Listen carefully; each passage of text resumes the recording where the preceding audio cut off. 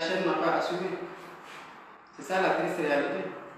Non seulement la 7TV n'a pas assumé, mais la 7TV m'a fait attendre tout le temps qu'a duré l'émission après ce qu'ils ont appelé un incident. Il n'y a pas eu d'incident. La régie ne m'a pas perdu aussi, ça c'est absolument faux. Nous l'avons fait comme des débits. Ce qui s'est passé, les Sénégalais l'ont vu. On a autorisé à mettre la Diouf, en tant qu'avocat, de venir parler du dossier des 94 milliards pendant plus d'une heure de temps, dans une heure de grande audience, sur une télé très suivie à la fois sur la TNT et sur Facebook. Et pour jouer aux équilibristes, on m'a introduit pour ensuite m'arrêter dans mon raisonnement.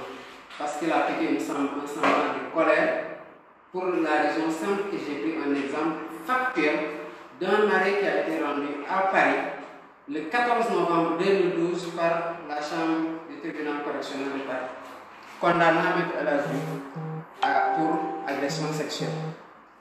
M. El Hadji Diouf, avocat la quoi, li may wax nii bu fekkee ne daf ko weddi comme on a l'habitude de le dire, na ma porte plainte bu fekkee ne dama ko sosal.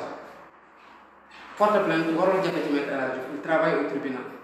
Je dis et je répète qu'il a été condamné le 14 novembre 2012 par la 10e chambre du tribunal correctionnel de Paris pour un motif d'agression sexuelle.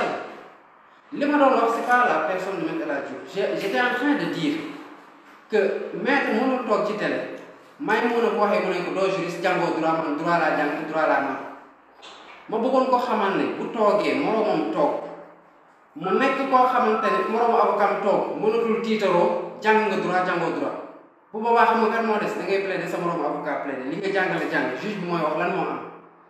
Et on attend dans ce cas de figure-là on attend une bonne distribution de la justice bu boobaa. Mais ce que j'ai dit, quand ton juge te condamne, boo kontaanul da ngay dem déposer appel nga relever appel de la décision boo kontaanul foofu parce que daana la mel mën nga dem ci beneen niveau de degré de juridiction, à savoir la cour de cassation bu fekkee ne c'est une cour de cassation wala la cour suprême au Sénégal. Donc li ma doon joxe exemple c'était pour dire que kon à partir du moment où une décision a été rendue sur une chose boobu la ñuy wax ne lii am wala lii am. Mais mënul toog ci télé di rendre un verdict pour une affaire qui n'a pas encore été plaidée te may moo na ci boppam bi ñu ma waxee ne fekk li ma prévoir woon la sax mais la situation nous oblige à communiquer pour ne pas laisser le terrain à des personnes comme M. El Hadji Diouf ñuy polluer la compréhension des Sénégalais de cette affaire-là. Donc bu ñu waxee ne dañoo bëgg ngeen bëgg bu ñu dugg la ñu wax ne on a invité waa Pastef mais ils n'ont pas répondu. Parce que quand ils répondent et qu'ils prennent la parole après avoir écouté la personne insultée, traite les Sénégalais de menteurs, traite les de naafeq, traite les de corrompus. Pendant tout ce temps-là, Maïmouna n'a pas jugé bon de le recadrer. Et quand je prends un exemple sur un fait qui lui concerne, parce qu'il a été condamné, après qu'est-ce qu'on dit? Non, il fait le malin, pour lui bagner. Après on le laisse continuer à dire tout ce qu'il veut sur Ousmane Sonko et sur Pastef pendant tout le reste de l'émission. Il faut que le traitement de l'information pour passer avant le démarrage. Et ça, même on le sait. Avant le démarrage de l'émission, M. El Hadji Diouf a parlé des plaintes, je les ai envoyées à Maïmouna par WhatsApp. Pour ce modèle, si je cite plainte, nous m'ont affiché. Il dit qu'Ousmane Sonko n'a pas porté plainte contre Mamour Diallo.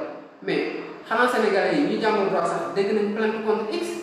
Vous faites une plainte contre X, mais il appartient à la justice de faire les enquêtes nécessaires pour que X soit trouvé.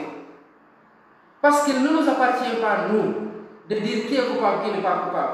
Nous pouvons relever des faits et dire qu'ils sont constitutifs, qu'ils pourraient être constitutifs d'un délit de détournement de deniers publics. Et il appartient à la justice de faire son travail. Si nous disons que les faits ne constituent pas, ça ne constitue pas. Mais si nous disons que nous aboutir à des délits de détournement de deniers publics, c'est ça la vérité. Autre chose, moi j'ai donné à Maïmouna l'arrêt de la cour d'appel. Et je vais afficher le dispositif du tribunal de grande instance de Dakar. Le dispositif dit l'article 30 de la loi 76-67 du 2 juillet 1976 relative à l'expropriation pour cause d'utilité publique, toute cession du droit à l'indemnité consentie à des intermédiaires est nulle de plein droit et de nul effet. Loolu laa bëgg mu affiché le dispositif de l'arrêt du tribunal de grande instance.